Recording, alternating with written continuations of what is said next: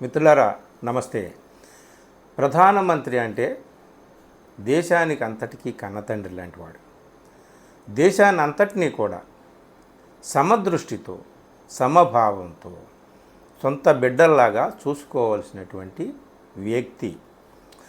అలాంటి వ్యక్తి పక్షపాత ధోరణితో అస్మదీయులు అంటే తన వాళ్ళకి ఒక న్యాయం, ప్రత్యర్థులకు ఒక న్యాయం, ఈ విధంగా ప్రవర్తిస్తే మరి దాన్ని ఏమని అనుకోవాలి?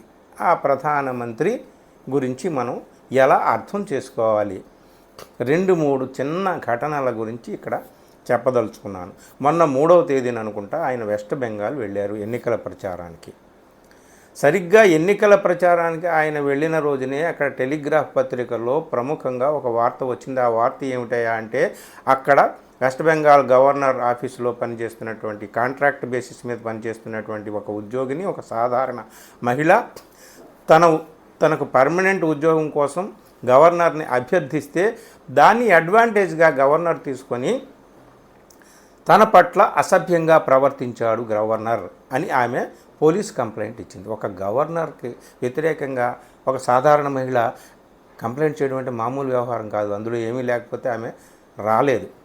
ఎవరో శత్రువులు చెప్తే చేసేటటువంటి పని అంటే మనం నమ్మలేమన్నమాట. అయినప్పటికీ కూడా ఉండొచ్చు, నిజం ఉండొచ్చు, అబద్ధం ఉండొచ్చు, ఏదైనా ఉండొచ్చు, కానీ విషయం అది కాదు. సరిగ్గా అదే రోజున ప్రధాని అక్కడికి వెళ్ళినప్పుడు ప్రధానమంత్రిగా ఆయన ఆ ఘటన పట్ల స్పందించాలి కదా, స్పందించలేదు. సరికదా అదే గవర్నర్ బంగ్లాలో ఆయన సాయంత్రం విశ్రాంతి తీసుకున్నారు. అక్కడికి వెళ్ళినప్పుడు ఆ తర్వాత ఎన్నికల ప్రచారంలో మాత్రం మహిళల హక్కుల గురించి, వాళ్ళ ఆత్మగౌరవాల గురించి, వాళ్ళ ఆత్మరక్షణ గురించి, భద్రత గురించి మాట్లాడారు. ప్రధాని మనసు పొంగిపోయింది, చలించింది, ద్రవించింది, మహిళల పట్ల సానుకూలంగా స్పందించింది. ఆహా, గవర్నర్ ఘటన పట్ల స్పందించారా ప్రధానమంత్రి గారు అని మీరు అనుకోవచ్చు, కానీ అది కాదు విషయం. అది కాదు ఇక్కడ స్పందించింది. ఎందుకంటే సందేశ్ ఖాళీ గ్రామంలో జరిగినటువంటి అక్కడ మహిళల పట్ల అక్కడ తృణమూల్ కాంగ్రెస్ పార్టీ కార్యకర్తలు, నాయకులు కొన్నాళ్లుగా వాళ్ళని లైంగికంగా వేధిస్తున్నారనేటటువంటి ఒక ఉదంతం బయటకు వచ్చింది. దాని మీద విచారణ జరుగుతుంది. దాని గురించి స్పందించాడు ఆయన. ఎందుకంటే తృణమూల్ కాంగ్రెస్ ప్రత్యర్థి పార్టీ, ఎన్నికలు జరుగుతున్నాయి కాబట్టి ప్రత్యర్థి పార్టీ వాళ్ళు చేసినటువంటి పని ఏదైనప్పటికీ కూడా ఆయనకి సహజంగానే కోపం రావచ్చు, ఆగ్రహాన్ని రప్పించవచ్చు, అది మామూలే. సరే, ఈ ఘటన కోపం రావాల్సినటువంటి ఘటనే. మహిళల పట్ల ప్రధాని అంతటి వ్యక్తి అనుకూలంగా స్పందిస్తే, సానుభూతితో స్పందిస్తే తప్పేముంది, నిజమే. కానీ అన్ని ఘటనల పట్ల ఆయన అలాగే చేస్తే బాగుంటుంది కదా అని ఒక అభ్యర్థన లాంటిది అనుకోండి, ఒక అభిప్రాయం అనుకోండి. కానీ అక్కడ ఆయన అలా స్పందించారు. అంతకుముందు ఆయన కర్ణాటక వెళ్ళారు ఎన్నికల ప్రచారానికి. కర్ణాటకలో ఏం జరుగుతుందో మనకు తెలుసు. కర్ణాటకలో ఒక దుర్మార్గుడు, ఒక కీచకుడు, అభినవ కీచకుడు, ఆధునిక కీచకుడు ప్రజ్వల రేవన్న, ఆయన తండ్రి హెచ్డి దేవగౌడ కుటుంబంలోని అతి ముఖ్యమైనటువంటి సభ్యులు వాళ్ళు వందలాదిగా మహిళల్ని లొంగదీసుకొని లైంగికంగా అనుభవిస్తూ వాళ్ళని వీడియోలు తీస్తూ ఆ వీడియోలను చూపించి బ్లాక్మెయిల్ చేస్తూ దుర్మార్గంగా వ్యవహరించారు. ఆ ఘటన మొత్తం దేశమంతా కూడా భూకంపంలాగా కుదిపేస్తుంది. అతను పారిపోయాడు. ఆ రేవన్న అనే అతను జర్మనీకి దౌత్యపరమైన వీసాలో వెళ్ళిపోయాడంట.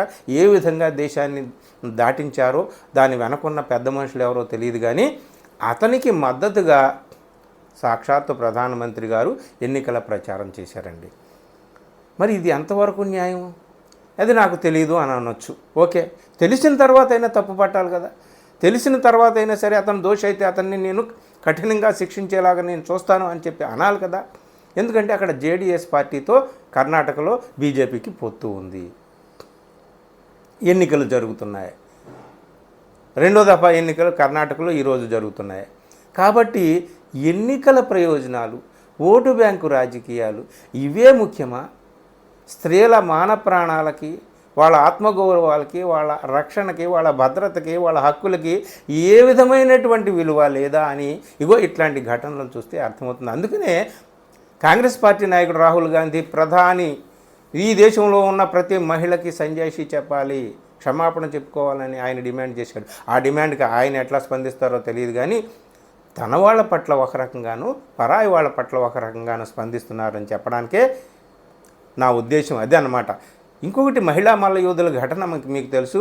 వాళ్ళు సాక్షాత్తు తమ అసోసియేషన్ ప్రెసిడెంట్ బ్రిజ్భూషణ్ సింగ్ ఎవరైతే ఉన్నాడో ఆయన అమాయకులైనటువంటి ఆడపిల్లలు మహిళా మల్లయోధుల పట్ల లైంగికంగా వేధింపులకు పాల్పడుతున్నాడని చెప్పి న్యాయం కోసం రాజధానిలో నడి రోడ్డు మీద వాళ్ళు ధర్నాలు చేస్తే ప్రధానమంత్రి మాట్లాడలేదు, పల్లెత్తి మాట మాట్లాడలేదు. పైగా అతని కొడుక్కి ఎంపీ సీట్ ఇచ్చి గౌరవించారు. డైనాసిటీ రాజకీయాలు, కుటుంబ రాజకీయాలు, వంశపారంపర్య రాజకీయాలని నిత్యం దుమ్మెత్తిపోసేటటువంటి నరేంద్ర మోడీ అక్కడ ఏం చేశాడు? ఎవరైతే మల్ల యోధులు మహిళా మల్ల యోధులు ఆరోపణ చేశారో ఏ వ్యక్తి మీద అయితే ఆ వ్యక్తి కొడుక్కి ఎంపీ సీట్ ఇచ్చి మరొక కొడుకు ఎమ్మెల్యే ఆల్రెడీ ఉన్నాడు కాబట్టి అతన్ని కాపాడడానికి అతని కుటుంబాన్ని అంతటినీ కూడా రాజకీయంగా రక్షణ కల్పించడానికి ప్రధాని గారు చర్యలు తీసుకున్నారు. మరి ఇది ఎక్కడ న్యాయం? మణిపూర్ ఘటన తీసుకోండి, అక్కడ రాష్ట్రం అంతా తగలడిపోయింది కదా. అక్కడ స్త్రీలని నగరంగా ఊరేగించి సామూహికంగా బలాత్కారం చేసినటువంటి ఘటన మొత్తం ప్రపంచాన్ని ఊపేసింది. ఆ వీడియో వైరల్ అయింది. అయినప్పటికీ కూడా పల్లెత్తి మాట మాట్లాడలేదు. ఎందుకయ్యా అంటే మణిపూర్లో పరిపాలనలో ఉన్నది బీజేపీ ప్రభుత్వం, అక్కడ బీజేపీ ముఖ్యమంత్రి బీరేన్ సింగ్ ఉన్నాడు, అందుకని అక్కడికి అడుగు కూడా పెట్టలేదు. మరి ఇది ఎక్కడ న్యాయం ప్రధానమంత్రి గారిది? ఆడపిల్లలంటే అన్ని చోట్ల ఆడపిల్లలే కదా. ఆడపిల్లల మాన ప్రాణాలకు విలువ అంటే అన్ని చోట్ల ఒకే రకమైన విలువ ఉంటుంది కదా. రక్షణ అంటే అన్ని చోట్ల ఒక రకంగానే ఉంటుంది కదా. అక్కడ కూడా మరి సందేశ్ గాలి మహిళల పట్ల స్పందించినట్టుగానే కర్ణాటక మహిళల పట్ల స్పందించాలి, మహిళా మల్లయోధుల పట్ల స్పందించాలి, మణిపూర్లో మహిళల పట్ల స్పందించాలి. మరి అట్లా ఎందుకు స్పందించలేదు? అసలు ఇంతెందుకండి? బిల్కిస్ బాను ఘటన ఉంది కదా, గుజరాత్లో ఏం జరిగిందో మనకు తెలుసు కదా. ఆ మారణకాండ గురించి బీబీసీ డాక్యుమెంటరీ చూసాం కదా. బిల్కిస్ బాను అనేటటువంటి మహిళ గర్భవతిగా ఉన్నప్పుడు ఆమెను గుజరాత్ మారణకాండ సందర్భంగా కొందరు దుండగులు సామూహికంగా బలాత్కారం చేశారు. వాళ్ళకి శిక్ష పడింది, యావజ్జీవ కారాగార శిక్ష పడింది. వాళ్ళకి శిక్ష తప్పించి దొడ్డిదారిన వాళ్ళని విడుదల చేయించి వాళ్ళకి సన్మానాలు చేసి పూలదండలు వేసి సత్కారాలు చేసి స్వాగతాలు పలికి మిఠాయిలు తినిపించి పండగ చేసుకున్నారు బీజేపీ పార్టీ కార్యకర్తలే. అరే నాయన తప్పురా అని ముక్కు మీద వేలేసుకుని వాళ్ళ చెంపల మీద వాయించాల్సినటువంటి ప్రధానమంత్రి ఒక్కసారైనా ఏమైనా స్పందించారా? లేదు. ఇలాంటి ఘటనలన్నీ దేశమంతా జరుగుతూ ఉంటే మరి బేటీ బచావో అనేటటువంటి అత్యంత ప్రియమైనటువంటి నినాదం కదా ఆయనది.